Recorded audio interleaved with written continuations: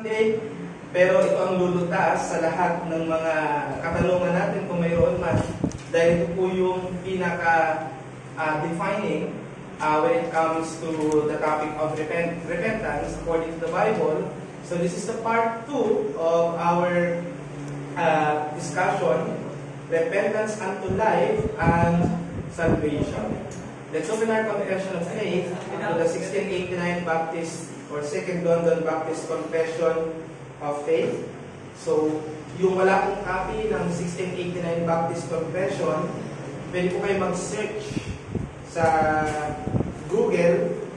Type nyo lang ang 1689 Baptist Confession at ang ating pong babasahin ay nasa chapter 15. So tayo po ay nasa chapter 59 ng Confession.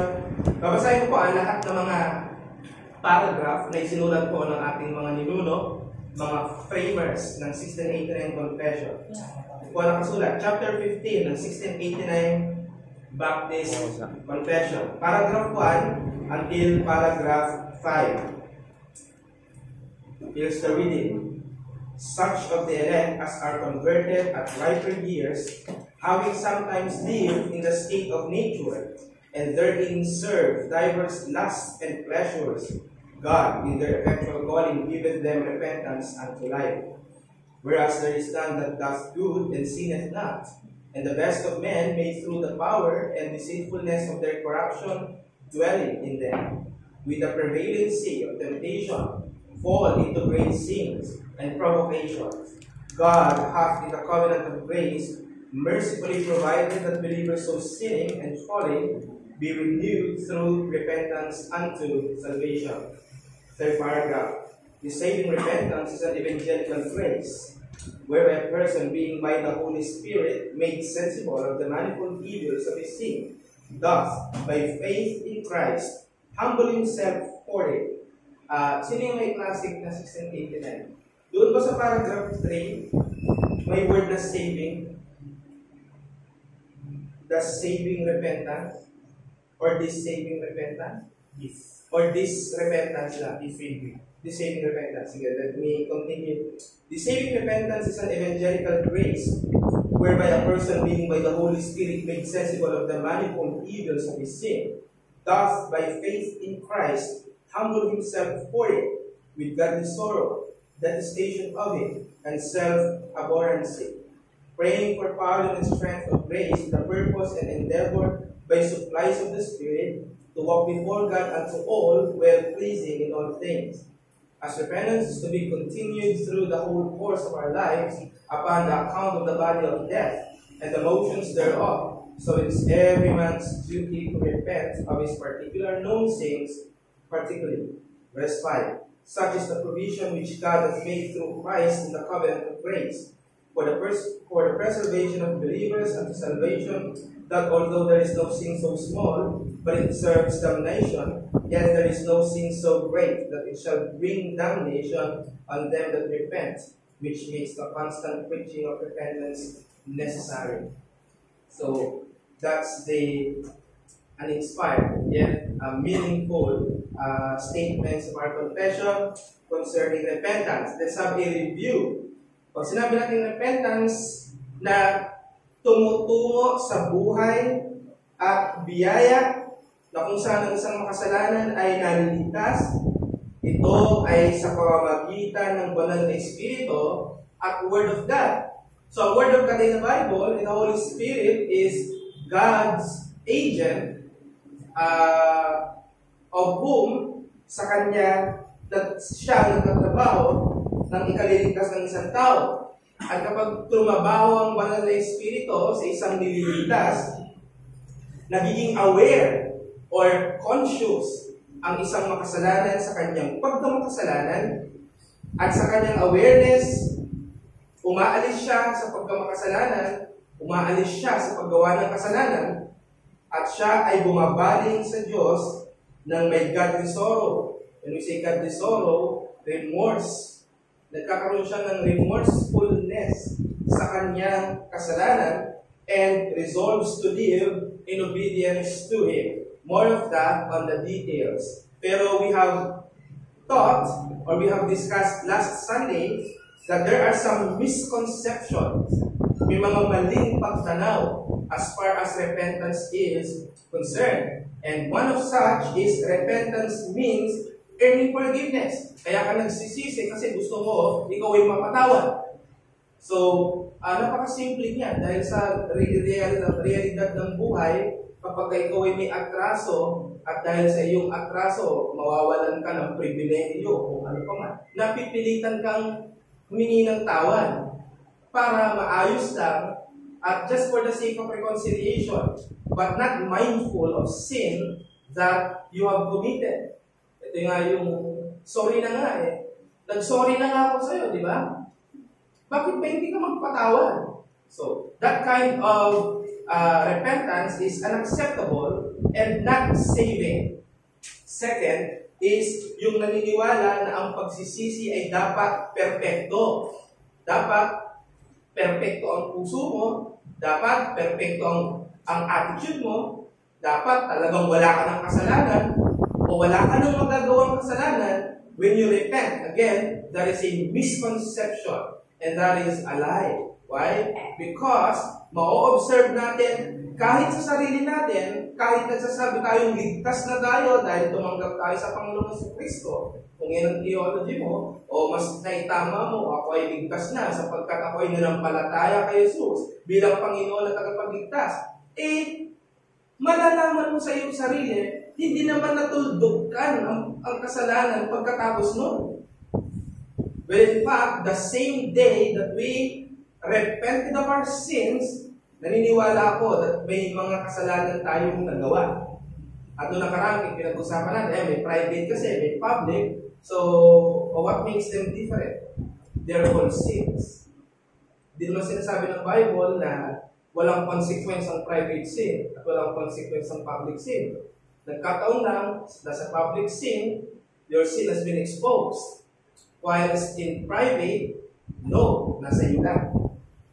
So, mali. Ang repentance ay perfecto. Di tama yun. At ikatlo, repentance is a one-time event.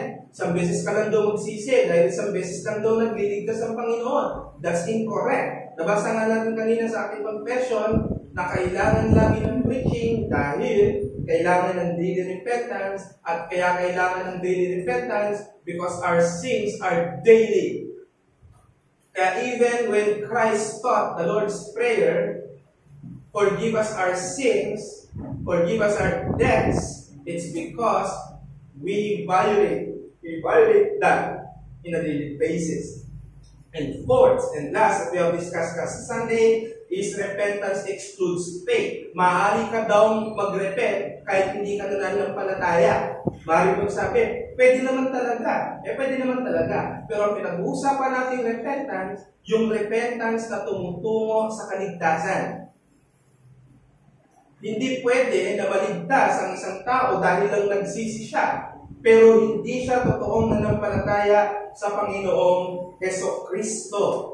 So ngayon, ibigay na natin ang tamang pananaw. So tamang pananaw, ang pagsisisi ay regalo ng Diyos. Kasama yan sa kanyang mga saving graces. Ang repentance, binibigay ng Diyos sa tao ang biyaya na ang tao ay magsisi. Kaya hindi makapagsisisi ng tunay at ganap ang taong hindi kinilusan ng Espiritu Santo. At ang repentance na yan ay inseparable from faith. Ibig sabihin, hindi siya pwedeng ihiwalay sa pagsampalataya sa Panginoong Jesucristo. Dahil ang bagay na ito ay sinusustain lamang ng banal na Espiritu.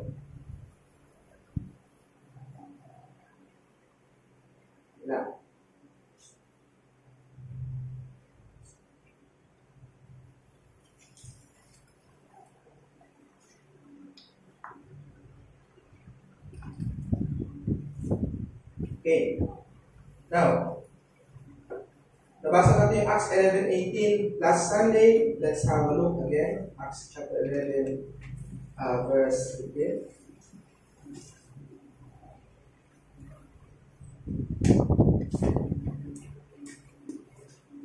Acts 11:18 o Gawa 11:18.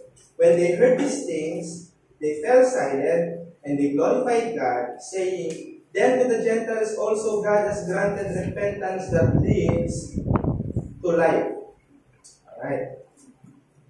Alam niyo kung ano nangyari dyan?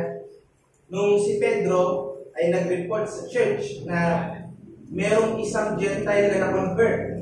Kasi dati, ang mga naunang na-convert, mga Jews, mga Jews na napadpad sa iba't ibang mga lugar sa Asia Minor, sa Europe, sa Asia. At this is the first time na isang Roman citizen ay na-convert at siya ay si Cornelius. So, nung na-convert si Cornelius dahil kay San Pedro, si San Pedro ay nag-report sa church. At nung pagka-report niya sa church, natuwa ang iglesia at sinabi, nagbigay ang Diyos ng pagsisisi sa mga Hentil din. Kinikilala ng church at ay sulat pa sa Bible ng repentance, hindi ito initiative ng tao. Ibinibigay ito ng Diyos bilang bahagi ng kanyang pagdiligtas. Pero mamaya pag-uusapan natin, nagliligtas pa talaga ang repentance. Pag-uusapan natin yan maya-maya. Now, ito ang biblical presentation ng repentance. O ito yung stand natin. Dito tayo mag-unite sa bagay na ito. Una, ang repentance ay saving grace. Ang repentance ay nagliligtas na biyaya. Tingnan niyo yung statement. Repentance is a saving grace. Hindi siya, repentance is saving. Malaki ang pagkakaiba. Repentance is a saving grace versus sa repentance is saving. Bakit? Ano bago yun? Bagamat ang repentance ay something that we do. Repentance is something that we do. Siyempre, ginawa mo yan. Lumuhod ka, nag-pray ka, Lord, patawad sa lahat ng mga kasalanan na nagawa ko. It is something that we do. It is an action word. Well, repentance is a noun. Repenting is the verb. Siyempre, you repented of your sins is an action word. Now, repentance is something we do, turning from sin to God. Kaya yan ang definition natin ng repentance. Kasi repentance, nagsisi ka na, wala ka namang ginawa. Nagsisi ka, di ka naman umalis sa pagkamakasalanan. Kaya ang repentance is a change of life. From sin to God. May inalisan, may pinatunguhan. Hindi pwede nag-stop ka lang sa ginawa mo, wala ka namang pinuntahan, wala ka namang narating, wala ka namang pinatunguhan. It is an entirely enabled and sustained by God's power and grace. Ang una natin gustong ipakita na tinuturo ng Biblia, ang repentance ay isa sa mga biyaya ng Diyos na nagliligtas. Ibig sabihin, lahat ng biyaya ng Diyos na pangkaligtasan, kasama doon yung repentance. So, yung ibig sabihin ng repentance is a saving grace. Pero don't get me wrong, repentance is not saving in itself. Nakuha niyo ang punto? Repentance is not saving in itself, but repentance is a saving grace. If you read Dr. Sam Waldron's commentary about it in his exposition of London Confession, sinabi niya na repentance is not saving. Hindi nagliligtas yan. Bakit? Bakit hindi nagliligtas ang repentance? Sa nakakatanda nung sinabi ko tungkol dyan last Sunday. Bakit ang repentance hindi nagliligtas? Brother Josh? Kasi ang nagliligtas yung ginawa ni Christ. That's correct. Dahil ang nagliligtas talaga ay yung ginawa ni Christ. Pero, nasaan ang repentance sa buhay natin? Yun yung pinakasagot. Bakit hindi repentance o bakit hindi nagliligtas ang repentance? Sinabi ko yan nung last Sunday. Dahil ang repentance ay Mr. Crystal? Sige, kahit di sure. Okay lang. Parang ano tawag ko. process are like, ayun, wait, para makapag, parang, di ko Pag hindi ka nag-repent, maliligtas ka ba? Brother Josh, pag hindi ka nag-repent, maliligtas ka ba? Kabrata rin yan. Pag hindi ka ba nag-repent, maliligtas ka ba? Ay, huwag sa sinabi ni Josh. Pwede siyang magkamali. Ano yung alam mo na natutunan mo, nabasa natin sa Bible? Kasi, di ba nung sisip sa atin, hindi naman ng Jesus. Ginawa ni Jesus Christ. Pero, yung repentance na Ano yung place ng repentance? Wherein? Hindi naman siya prerequisite, pero parang... Okay? Hindi siya prerequisite, but parang part siya pa rin yung... Hindi prerequisite pala. Ano ibig sabihin ng prerequisite? Nauna. Necessary ingredients for a certain product that you are expecting na mangyari. Therefore, if repentance is not prerequisite to salvation, nasaan ang repentance? Ano ang repentance? Ano siya? Anong klase siya? Okay. Sister Samin, share your thoughts.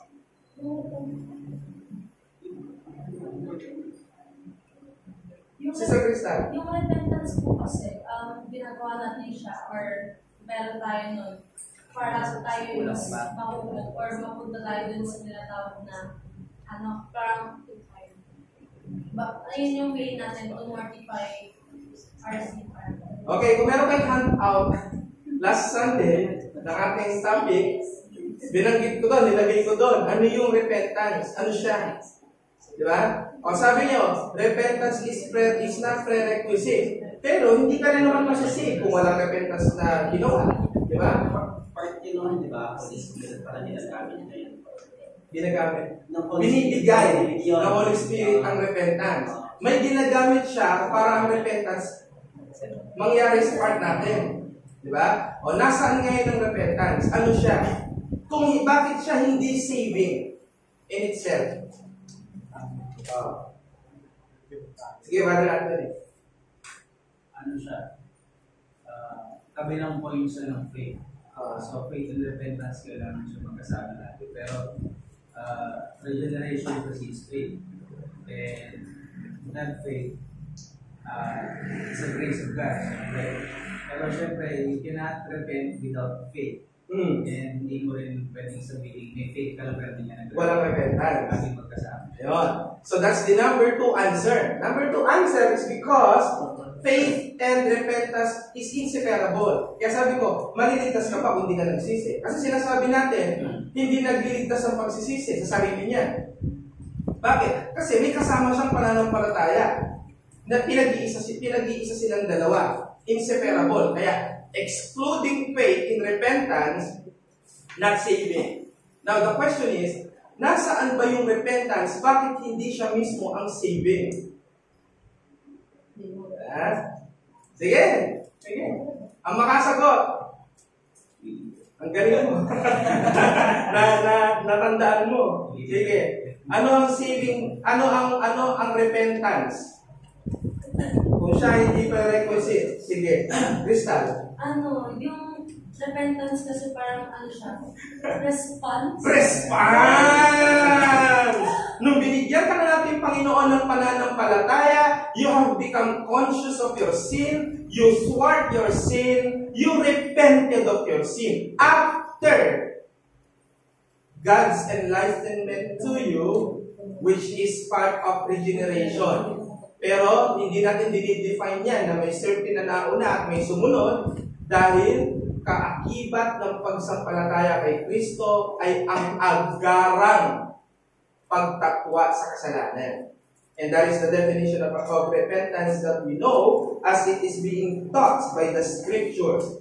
Gawa ito ng Holy Spirit sa pagbo-born again.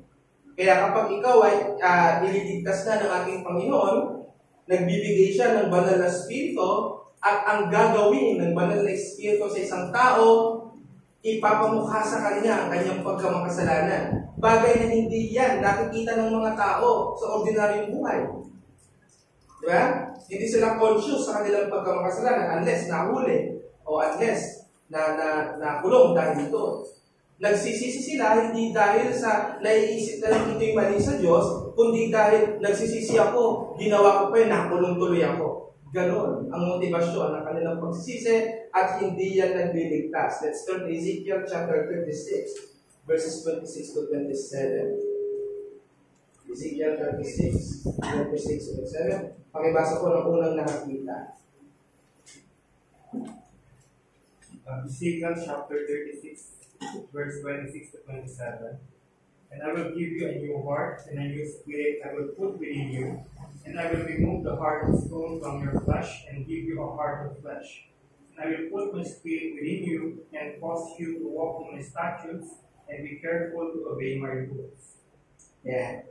So, sinabi niya ng ating Panginoon si Yahweh na magbibigay siya ng bagong puso, walang bagong espiritu sa isang tao, tatanggalin niya ang heart of stone. So, may nilagay, may inalis. Tama? Hindi nandun pa rin yung stony heart, tapos naglagay rin siya ng bagong heart na ang dating dualistic ang nature ng isang tao. May inalis siya, may pinalit siya. At yan ay espiritu na kung saan it will cause people to walk in the standards of the Lord and to be careful to obey the rules of our Savior. Diba?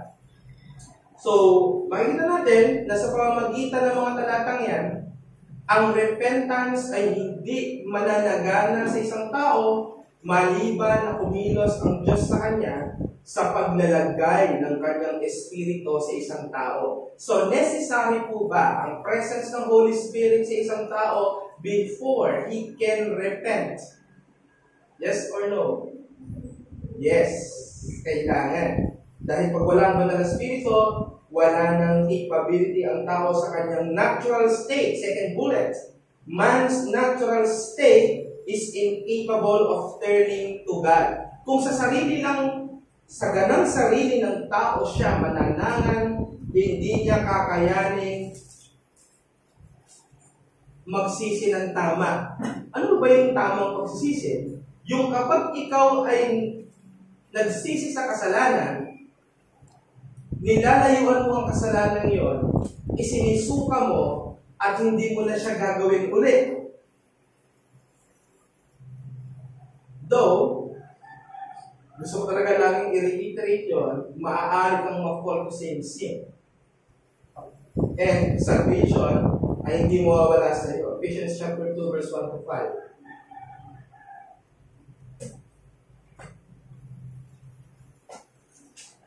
Okay, pakibasa po ng una nakakita, Ephesians chapter 2 verses 1 to 5.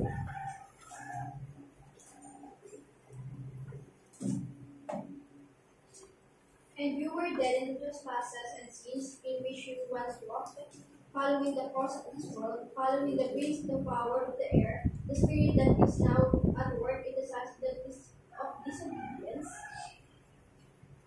among whom we all once lived in the passions of our flesh, carrying out the desires of the body and the mind, and were by nature children of wrath, like the rest of mankind. But God, being rich in mercy, because of the great love with which He loved us, even when we were dead in trespasses, made us alive together with Christ. By grace you have been saved. Yan. So malinaw dyan, nung tayo ay nasa former state, ibig sabihin prior to our salvation state, wala tayong kakayanan because we were dead in sin. Yan ang ibig sabihin. At hindi naman literal na tayo ay patay. Ibig sabihin na patay ay total inability. Alam natin yan dahil we have the first point and the 5 points of Calvinism that explain na ang tao sa kanyang sariling gawa, sa kanyang sariling likas, labas sa Espiritu Santo, walang kakayanang gumawa ng mga bagay na nakalulugod sa Diyos. At kasama dyan ay ang totoong pagsisisi na umaalis sa pagkamakasalanan. Kaya ang kinakailangan, ang Holy Spirit, kailangan i-renew niya ang puso ng mga tao to see the exceeding sinfulness of sin and turn to Christ in true sorrow and faith. Kaya isa sa sintomas ng isang taong maaaring nakakaranas na ng kaligtasan ay yung kanyang consciousness of sin. Nababalisa siya dahil nare-realize niya ang kasalanan niya sa Diyos.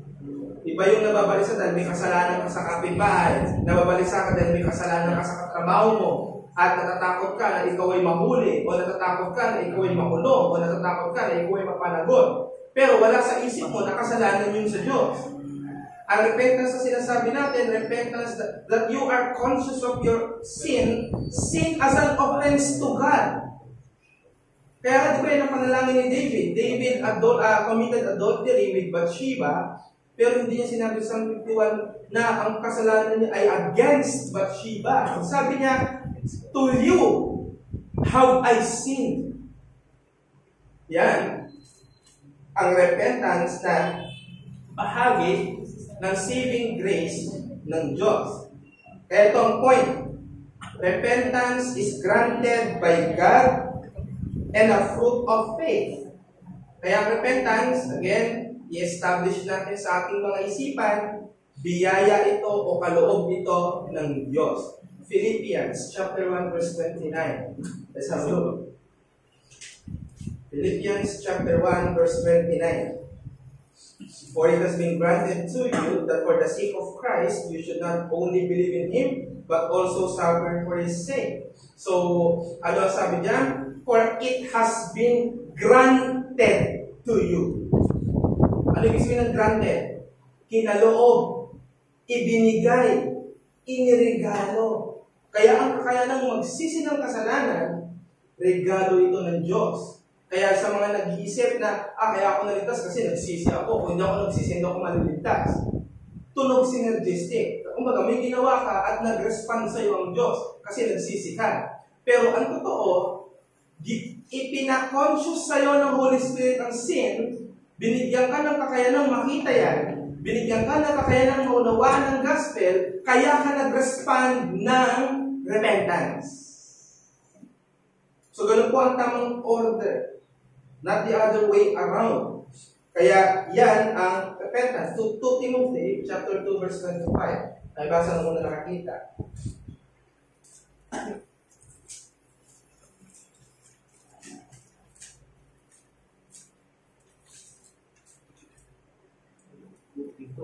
Chapter 2 verse 12. Correct his opponents with gentleness, God may perhaps grant them repentance leading to the knowledge of the truth. Ngayon, with gentleness, God may perhaps grant them.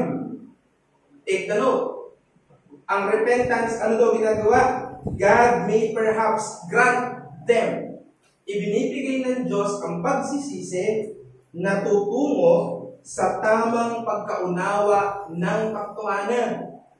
Yan. So, malinaw po ba na ang repentance ay biyaya ng Diyos? Base sa mga talatang nakita natin. Malinaw. Walis tayo yan. Pangalawa, ano ang mga components ng repentance unto salvation? Ano ang pinapapalooban? Ito, magse-self-check tayo. Kasi ang issue natin, bakit siya? Di ba? Pinag-sorry na siya dyan, bakit naulit niya? Huwag muna siya tingnan natin. Tingnan muna natin yung sarili natin. Kung naranasan natin o nadaanan natin itong mga components na ito. No. Ang repentance ay experiential. Yan ang pagkakaiba ng justification, election, wala naman tayo nung nangyari. Nung inelect ng Diyos ang mga elect, wala naman tayo doon. Kaya hindi natin na-experience ang election. Hindi rin natin na-experience ang decree. Hindi natin na-experience ang ginawa ng Diyos na pag-predestinate. Hindi natin na-experience ang pag-justify ni Christ ng ating mga kasalanan. Now, ang repentance ay experience. Why? Because you do it. Hindi mo ba na-experience magsisi?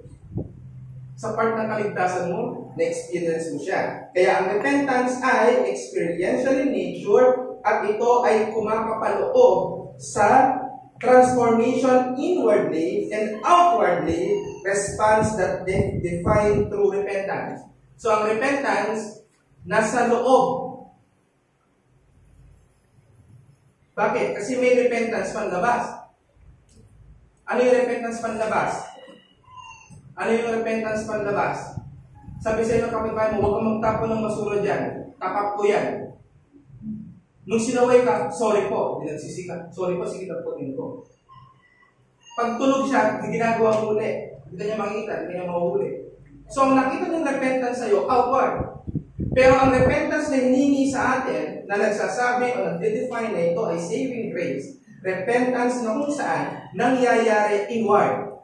Silently. Ikaw ang nakakaalam. Maaaring hindi pa nadedetect ng kapitbahay mo o ng kapamilya mo. Pero may nangyayari ng transformation within you. It starts within you and then it flourishes outward. Kaya mag-resonate or magsasabay ang outward mo dahil may nangyayari sa inward mo. Di ba ganyan naman talaga? What your mind thinks, your mouth speaks. Kaya ano yung nasa loob mo, yun ang sinasabi mo. Ano yung cravings mo, yun ang kakainin mo. Ano ang gusto mong puntahan, yun ang pupuntahan mo talaga. Sumasabay ang iyong works dyan. Now, ano-ano ang component ng kanilang pagsisisi na patungo sa kaligtasan? A. Letter A. Merong true sense of sin. Meron kang true sense of sin. Ano ibig sabihin niya? Dahil ang repentance ay nagsisimula sa spiritual recognition of the sinfulness of sin, particularly in how it offends the holiness of God. Number one, dapat nating makita, ang tao ay fully aware na siya ay makasalanan. Hindi natin pwedeng laktawan yan. Bakit? Kasi po, maraming tao, nasa loob pa ng simbahan, ganito maririnig mo. Wala akong ginagawang mali. Wala akong kasalanan ginagawa. Hindi ako kagaya ng iba. Nakarinig na ba kayo ng ganyan bilib? Kung hindi pa, saan makarinig kayo? Para makita niyo totoo yun. Dahil ako nakakarinig ako eh. Hindi naman ako nagsisimba. Pero, tinitiyak ko sa'yo, wala akong kasalanan. Wala akong ginagawang pagkakasala. Number 1 na po yan, hindi nagsisimba. So, meron na. Pero marami po nagsasabi ng ganyan. Unfortunately, hindi maaaring totoo ang repentance, tapos hindi ka kumikilala ng pagkamakasalanan. Hindi ba may ganitong klase ng sorry? Ano man ang bagay na sa tingin mo mali na nagawa ko? Sorry. Sorry. Pero hindi ka ng repentance na gusto ng Diyos. Dapat conscious ka sa kasalanan mo. Psalm 51 verse 4. Basa, nung una ko nakakita. Psalm number 51 verse 4. Basa nung una nakakita. Psalm 51:4, laban sa iyo lamang ako nagkasala at nakagawa ng kasamaan sa iyong paningin, upang ikaw ay maghinanap sa iyong salita at walang bunis sa iyong paghatol. Ito ay response ni David sa Diyos after niyang magkasala nung siya ay nangalon niya kay Bathsheba, pero ang pag-address niya ng kanyang kasalanan, sa iyo ako nagkasala sa Diyos. Sabi niya, sa iyo ako nakagawa ng pagkakamali o pagkakasala. So kinikilala ng isang totoong nagsisisi na nagliligtas na ang kanyang kasalanan ay direct offense to God. Hindi offense lang sa kapwa, offense lang sa ginawaan ng mali. Dahil pag hanggang dun lang ang tingin mo sa pagsisisi, hindi nakakaabot sa Diyos, hindi rin yan bahagi ng totoong karanasan ng kaligtasan.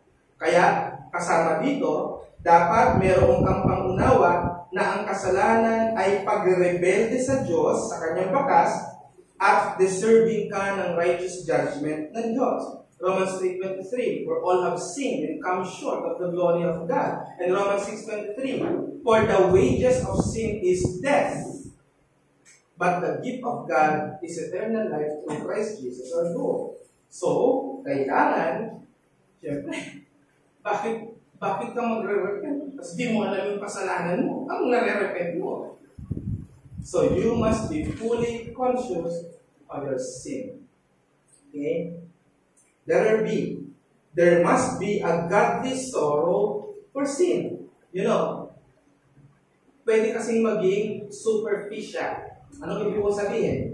Sinabi kasi sa ng brother mo, brother, mali ang ginagawa mo, magsisi ka.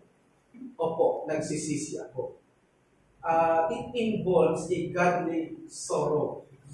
When you say godly sorrow, hanggat maaari, tumangis. Sabi pa nga ng isang pastor, yung pagsisisi na tululuha, tuluuhog. It's just an illustration of how sorrowfulness is. When you say you are being sorrowful, it's like you have lost someone. Ano ba ang response mo kapag halimbawa, huwag naman sana, God for you, nanay mo, o tatay mo, o sino mong malapit sa'yo ay nawala, kinuha ng Diyos. Sasabihin mo ba, nalulungkot ako, nawala na, mahal ko. Sinasabi mo nga, pero hindi siya nagre-reflect sa iyo bilang human being. Ano ba ang nagre-verify ng sorrowfulness? Di ba? Yung ating expression. How we express it. True repentance is marked by a heartfelt grief over sin. Not merely because of its consequences, but because it is an offense against a holy and loving God. Tingnan yung pagkakaiba ng natakot at nalulungkot, nagdudusa sa kasalanan dahil natatakot siyang mahuli. Try to picture it. Versus sa natatakot, nagre-repent, nag-grieve dahil na-offend niya yung Diyos sa kasalanan na ginawa niya. Magkaiba yun. Though, pwedeng parehong mangyari na dapat ganun. 2 Corinthians chapter 7, verse 10. Hindi po, basa ng una nakakita. 2 Corinthians 7:10.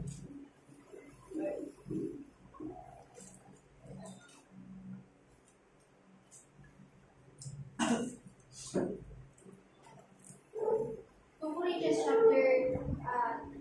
chapter 7, verse 10. For godly grief produces a repentance that leads to salvation without regret, whereas worldly grief produces death. Worldly grief produces death. Pero di tayo mag-focus sa godly grief produces a repentance that leads to salvation. Pag naging conscious ng makasalanan sa kanyang pagkamakasalanan, nagpo-produce ito ng totoong pagsisisi. At hindi siya nagsisisi na nagsisi siya. Diba? Nakarinig na ba kayo ng Kristiyano na nagsabi, nagsisi ako sa Diyos. Diba? Ang totoong pagsisisi, nagsisisi sa kasalanan, pero may isang bagay siya hindi pagsisisihan. Na siya ay sumuko sa harapan ng ating Panginoon si Kristo. At i-dedicate ang kanyang buhay sa life of service. Because the moment you have repented of your sin, you surrender yourself upon the Lordship of the Lord Jesus Christ. And that day you decide, I will do my very best, and God help me to obey all the rules of my Savior without delay. So yan po ang dapat na namumutawi. Tapos natin, iba ito sa worldly sorrow na dahil takot lang siya sa punishment at mapahiya. Iba yung kaya ka nagiging conscious sa kasalanan kasi nakita ka parang nakita mo kasama ko baka pagkingan yun.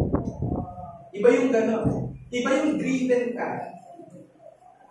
Kasi dahil sa gano'n. Diba? Kesa, sa kahit wala nakakita sa'yo, pero very conscious ka, hindi ka makatulog kasi alam mo, may ginawa kang kasalanan sa harapan ng Diyos. Ganun, dapat nararamdaman. Kaya mga kapatid, ito ang panukat. Meron ka bang nagawang kasalanan, lalahanin mo. Tapos, wala kang consciousness na galit ng Diyos sa ginawa mo. Kapag may ganun ka, magsisi ka. sa totoong paraan ng pagsisisi. The rest na hindi lang ikaw sorrowful, dapat mauwi yan sa pagkagalit mo sa kasalanan. Ang Kristiyano, galit sa kasalanan, sa sarili niyang kasalanan. Repentance involves a growing detestation of sin, not just particular acts but sin in its entirety. Hindi lang yung mga particular na kasalanan, kundi sa kasalanang kabuuan. Oo, ang Kristiyano nahuhulog sa kasalanan, pero nagsisisi siya, ayaw niya nun, at galit siya sa kasalanan. Ganon ang dapat na response. Ang believer begins to see in sin as contrary to the new nature in Christ and desires to forsake it completely. Kaya hindi pwede, mga kapatid, nagpapahayag ka na ikaw ay niligtas ng Panginoon, pero ang buhay mo nakaludlod pa rin sa buhay ng pagiging makasalanan. Ano ang ibig sabihin ko dito? Nuknukan pa din ng kasalanan ng ginagawa ng tao sa araw-araw. Ito yung malinaw na hindi totoo. Kaya tanda natin, bagamat ang Christian ay namumuhay sa kasalanan, pero hindi ibig sabihin nun na sila ay impeccable. Pag sinabi natin impeccable, hindi ibig sabihin na ang Kristiyano hindi na magkakasala ulit. Nagkakasala pa rin po. At ikaw mismo makakasabot niya sa sarili mo. Nagkakasala pa rin tayo. Believers can still fall to sin, but graces are given to resist temptations, overcome it, and abstain from it. Kaya ano ang sabi ng fifth point ng Calvinism? Falling to sin, but not falling away. Nahuhulog sa kasalanan, pero hindi nahuhulog paalis sa kaligtasan. Falling to sin, but not falling away. And that is the very point of sanctification. I want you to understand it. When you fall, you rise up. You continue to change. You might fall again. You rise up again. Yan ang sanctification. If you do not believe that, then you believe sinless. Which is, hindi ko naman tatanggapin yun. Hindi naman talaga tama. Kaya believers can fall to sin, but graces are given to resist temptations. Ito yung pwedeng ipanumbag sa'yo. Sa mga problema ay, bakit nagpapaulit-ulit? Ito yun. Nagbibigay ang Diyos sa pamagitan ng banal na Espiritu ng mga grasya na kayang pigilin ang tukso, daigin ang tukso, o layuan ng tukso. Yan ang pwede mong gawin. Tatlo. Resist, overcome, abstain. Papalapit, layo. Papalapit, daigin. Papalapit, sipahin. Di ba yung mga verse sa Bible? Resist the devil and he will flee from you. Flee from youthful lust. Yan ang mga dyan, abstain yun. Ngayon, pag ang Kristiyano nagpapaulit-ulit ang kasalanan, yan ay usapin ng paggamit ng kasangkapan ng biyaya. Di ba yun yung sinasabi ni Brother Joshua ng nakaraang linggo? Paano ba niya ginagamit ang means of grace? Kaya pag ang Christian, totoong Christian, huwag mo na natin pagdudaan ng kaligtasan. Siya ay nagpapatuloy sa kasalanan, pero Christian daw siya. So hindi mo na siya usapin ng totoong save ba siya. Dahil baka siya ay nahulog sa spiritual declension. Kasi ibang matter yun. Kaya ang Kristiyano nakakaranas naman talaga ng spiritual declension. Ang tawag natin dyan, backsliding. Pero, ang totoo, at para mapatunayan siya'y totoong elect, hindi dapat siya mamamatay sa mundong ito na hindi siya makakabalik at susulong sa kanyang sanctification. Ngayon, ang Kristiyano, malinaw na fluctuating ang kanyang sanctification, namatay, kano po yun? Okay lang yun. Dahil sa kamatayan niya, magiging 100% ang sanctification. Hindi totoo na dapat hanggang pag malapit ng mamatay, kunti na lang kasalanan na gagawa. Hindi ko ganun. So, turning from sin, umaalis na siya sa kasalanan. Letter B. Repentance involves a decisive turning away from sin and its patterns, breaking from one's former sin ways of living. Kasama po sa repentance ay ang pagdedesisyon na layasan ang kasalanan, maging ang mga pattern nito, breaking from one's former sinful ways of living. An example. Ang ganda ng ganda nito eh. lalalo sa kasalanan at pattern nito. Ganito yan. Let's say for example, may girlfriend ka. May girlfriend ka. Yung girlfriend mo, nilig-in mo. Kasi syempre, pwedeng mahulog ka sa sin of fornication. Diba? Sa mga ganun bagay. Nag-aaralan natin yan. Ngayon, nagsisika, Lord, sorry. Dahil kami po ay nagkaroon ng sexual intercourse at alam ko kung mali po yun. You felt sorry about that, pero hindi mo binago yung lifestyle ng living in, hindi pa rin kayo naghiwalay ng bahay, hindi pa rin kayo nagtama ng inyong relasyon. So, sin and its pattern is like that. Anong natitrigger sa'yo para magawa ang kasalanan nyo? Lahat yun, alis yun. Lahat yun, alis yun. Halimbawa, bago ka maligtas, lahat ng barkada mo, puro mga nagsasyabu. Hindi pwedeng tumigil ka sa pagsasyabu, pero kasama mo pa rin sila. Di ba? O lasenggo. Tapos nandun ka rin sa tumpok ng nandun ka pa rin, nagpapatuloy ka pa rin, bagamat hindi ka nagsasya. Diba? Pero masama doon, kung yung kapitbahay namin, siyempre kapitbahay yan, mga nag-iunom.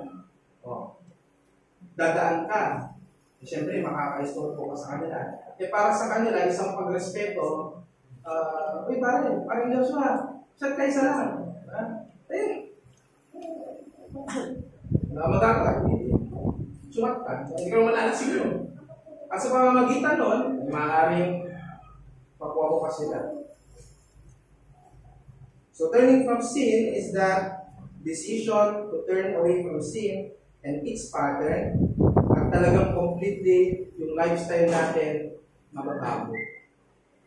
Yung mga tendencies na tayo magkakasala, inaalisan din natin yan. Isaiah chapter 55 verse 7. Please read, Brother Josh. Isaiah 57.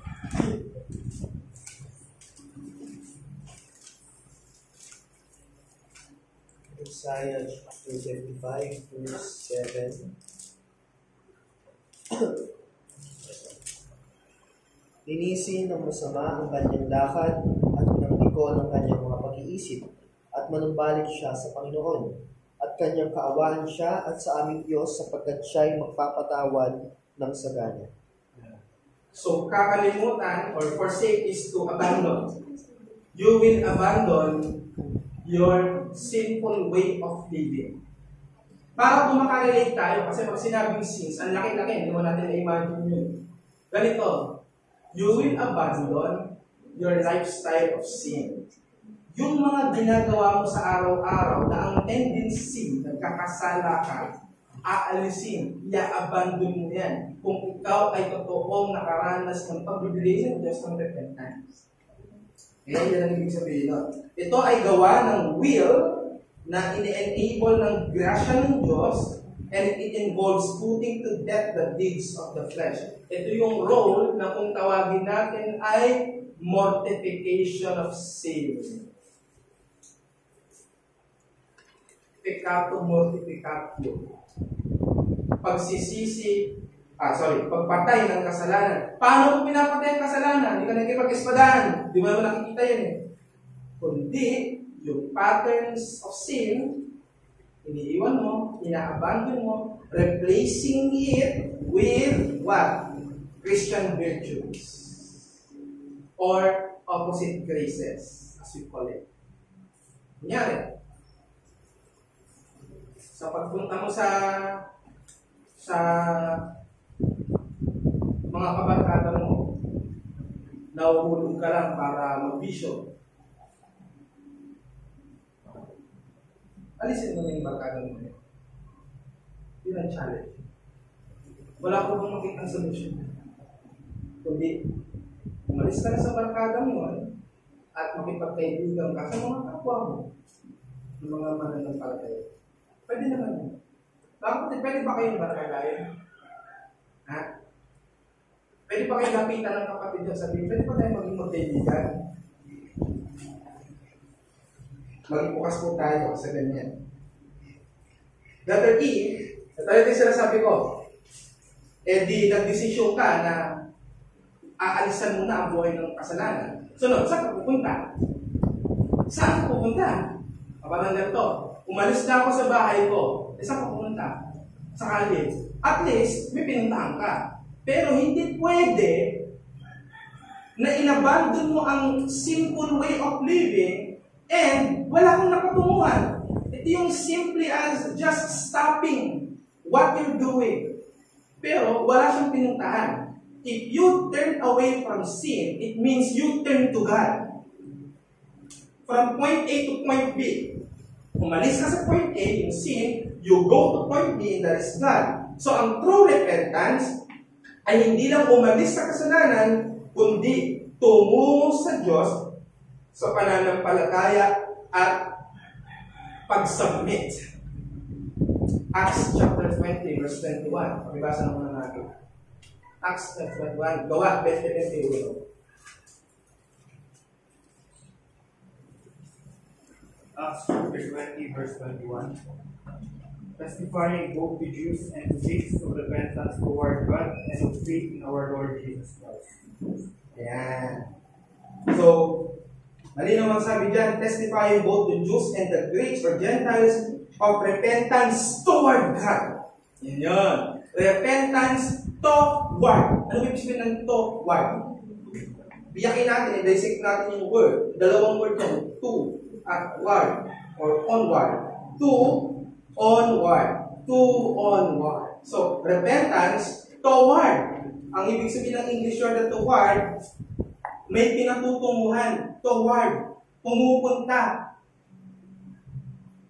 Repentance na pumupunta sa Diyos. Nagsisisi na pumupunta sa Diyos. Yun ang bihikulo. Okay? Kaya ngayon, yung nagsabi sa'yo, nagsisi na ako sa kasalanan ko, di mo naman makita sa simbahan sa linggo, tanungin mo, saan napunta yung repentance mo? Yun ang challenge. Sabi mo, di ba nag-repent ka? Saan ka pumunta nung nag-repent ka? At paano mo nasabing nag-repent ka? Samantalang hindi naman ikaw matagpuan sa buhay na dapat ito ang buhay ng mga nagsasabing nananampalataya sa Diyos. Kaya dapat may pinapupuntahan ng repentance, minamahal niya na yung Diyos. Di ba? Yung taong mahal mo, yung kaaway niya, di mo naman kakaibigan, di ba? Di ba? Kaya nga minsan ang kaibigan mo, minsan nagugulat ka, bakit hindi ka pinapansin? Yung pala, kung alam niya na kaaway mo, nakita ka niya, masaya kayo. Na kumakain, nagkakape, magagalit ko. Legal tendency. So, ang isang tao na nagmamahal ng tunay at ganap sa Diyos, siyempre, galit ang Diyos sa kasalanan, galit na rin ang taong yun na nagmamahal sa Diyos sa kasalanan. Kaya, ito ay nag-i-include ng pagtitiwala kay Kristo para sa pagpapatawad at paghahanap ng buhay ng pagsunod sa kanyang mga salita. John 14:15. Ay, basa naman na namin ito. If you love me, keep my commandments. Simple, diba? Kung ikaw ay nagmamahal sa Diyos, iingatan mo ang kanyang mga utos. Take note, mga kapatid. Yung word na keep, sa panahon natin ngayon, parang itago mo sa aparador. Tapos iwan mo dyan. Diba? Pero ang keeping sa paggamit ng Bible is careful to observe. Careful to observe.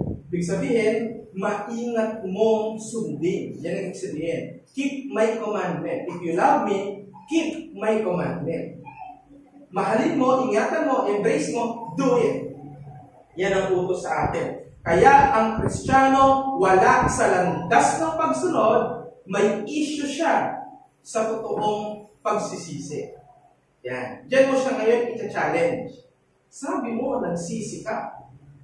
Pero, wala ka sa landas ng pag-alis sa kasalanan.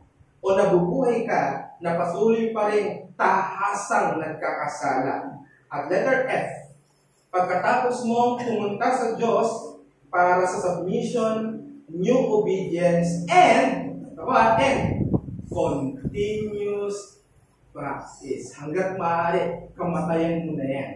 Kamatayan mo, every day you struggle with sin, and every day you overcome sin. Kaya repentance leads to transformed life that bears the fruit of obedience to God. Hindi naman perfect, pero nandun ka sa landas na yun. Nagkakasala, malalaman, pero you keep going on. Diba? Repentance is not a one-time event. Ito ay ongoing posture of the Christian life. Kaya nga mayroong daily drop of confession. If you confess your sin, is faithful and just to forgive your sin. Kaya ang mga mananampalataya ay tinatawag para suriin ang kanilang mga buhay, magsisi sa kanilang mga kasalanan, at humanap ng pagbabago sa grasya ng Diyos. Yan ang prayer ni David. Search me, O God, and know my thoughts. Pero, bagamat hindi ito perfecto, pero ang mananampalataya ngayon ay dapat nagpapakabanal, motivated by love for God and gratitude for His grace. Titus chapter 2 verse 11 and 12. Ay basa Brother Ramian. Titus 2:11 and 12.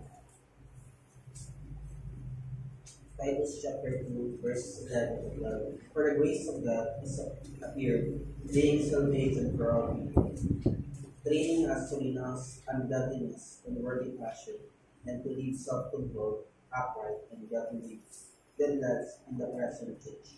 Hindi ba napapansin? Pagkatapos sabihin yung doktrina na ito ang kaligtasan, ang kaligtasan hindi sa biyaya lang, biglang babanggit ang apostol ng mga specific na gawa. Na ang ibig sabihin ng pagbabanggit niya, nagpapakita, may ebidensya ang totoong kaligtasang natanggap. At yan ay makikita sa pagbabago ng buhay na tumutungo saan? Sa paglinang ng kabanalan. Kaya ganito po yun. Kapag may taong nagsabing nagsisisi na ako sa kasalanan ko, hindi ka maniniwala sa araw na yun na sinabi niyo. Dahil yan ay lifelong, lasting. So, ang nagme-measure niyan ay ang perseverance. Kapag tumatagal at talagang committed sa holiness, diyan tayo nako-convince na maaaring totoo nga ang confession ng tao nito. Ngayon lang natin nakita sa church na ito, halimbawa, at sabi, nagsisipo ko, gusto ko na magpabautismo. I'm sorry, we cannot for now. But, that's noted. That's noted. Kasi, titingnan natin, nagtutuloy-tuloy ba ang pagsisikap ng isang tao sa kabanalan dahil yun ang ebidensya na totoong nagsisi. Kaya repentance ay lifelong process that reflects the believer's sanctification and desire to glorify God in all his or her area of life. Question: why do I live my life in holiness? Ang answer, because this is a kind of life that glorifies my God. Alright? Hindi ka magpapakabanal para okay ka kay pastor, o para okay ka kay brother, o para hindi ka hiwalayan ng Christian na gusto mo, kaya ka nagpapakabanal. Pwedeng ikaw ay nagpapakita ng kabanalang panlabas, ngunit nabubulok ang iyong kalooban. Ang tamang desire, ang tamang motivation is that you change ultimately for God's glory. Nagpapakabanal ako because this is what makes my Lord smiling upon me. So this is my challenge to end this discussion. Always remember that God's forgiveness is abundant. Always remember that. And is sufficient to cover the multitude of sins. Kahit gaano karami, milyon o libong beses na tayo ay nagkakasala, God is rich in mercy. Binasa ni Sister Mabel, Ephesians 5:1-5. God is rich in mercy. Ang implication nun, gaano man kayaman sa kasalanan, siguro milyong beses na ang kasalanan ginawa mo, God is rich in mercy. Ang pangtapat ng Diyos sa multitude of sin ay ang kanyang grace. Always remember that.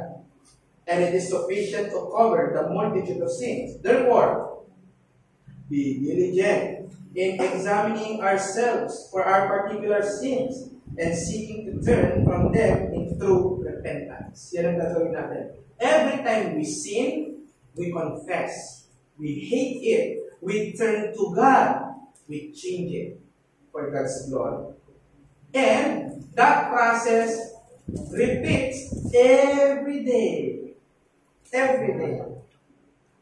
Number 2, utilize the means of grace, kagaya ng prayer, Word of God, sacraments, fellowship, para tayo ay mag-grow sa pagpapakabanal at mamuhay tayo ng may kabanalan sa harapan ng ating Panginoon Hesus Kristo. So, ito yung pinaka-practical, mga kapatid. Gusto mong makalayo, iwasan, pigilin ang pagkamakasalanan mo, huwag kang umawa sa pagtuturo, huwag kang umawa sa pakikinig ng salita ng Diyos sa pamamagitan ng mga preaching, huwag kang umawa sa pakikisama sa mga banal, o tayo yung mga Kristiyano, mga nasa simbahan. Huwag kang umawa sa personal mong panalangin. Huwag kang umawa sa sarili mong pag-aaral ng Biblia. Huwag kang umawa sa pagmimisyon, sa pag-evangelize. Nabuboard ka, evangelize.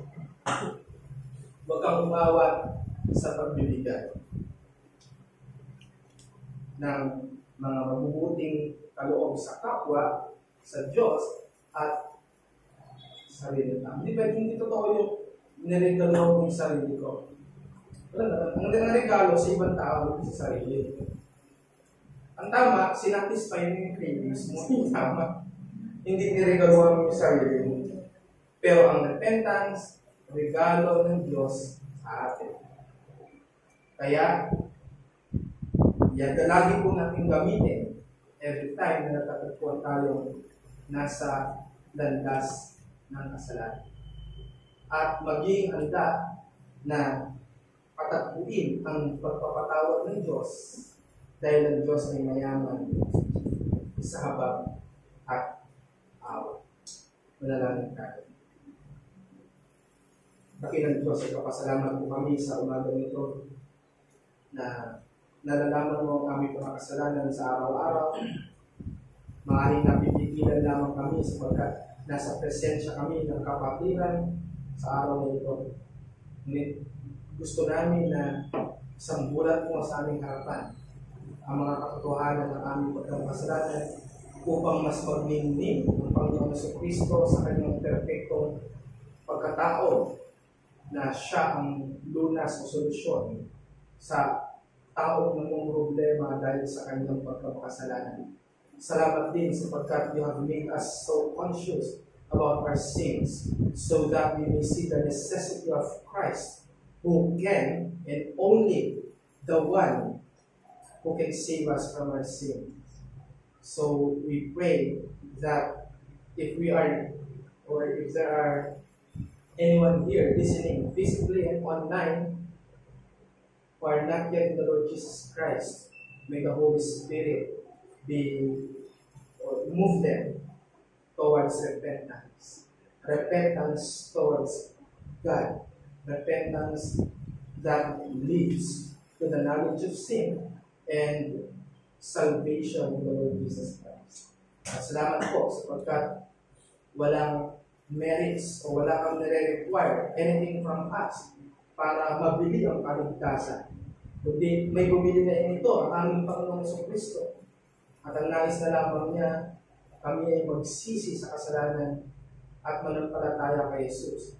Bagay na kahit ang mga bagay na yan ay kaloob mo. Kaya salamat po sapagkat naranasan namin ito. At maging hamon nawa ito sa mga wala pa kay Kristo na kalipunan ng kasalanan at maging banal sa harapan ng Diyos. Pagamat nakikita mo na kami ay hindi consistent, pero nagsusupply ka ng grace para mapanatili namin ang landas ng pagsunod sa iyo. Maraming salamat po. Sana magbigay ito ng comfort sa mga kapatiran o Kristiyano na patuloy na naging sorrowful sa sin. Makita nila na ang hope ay sa pagdating ng Panginoong Jesus. Sapagkat ito ang panahon na wala ng kasalanan na magagawa ng sino man na nanampalataya sa aming Panginoon. But as for now, if we are conscious about our sins, may it bring us to humility, knowing that without Christ, we can do nothing. And we thank you and we love you, Jesus Christ, and we always say, Amen. Questions?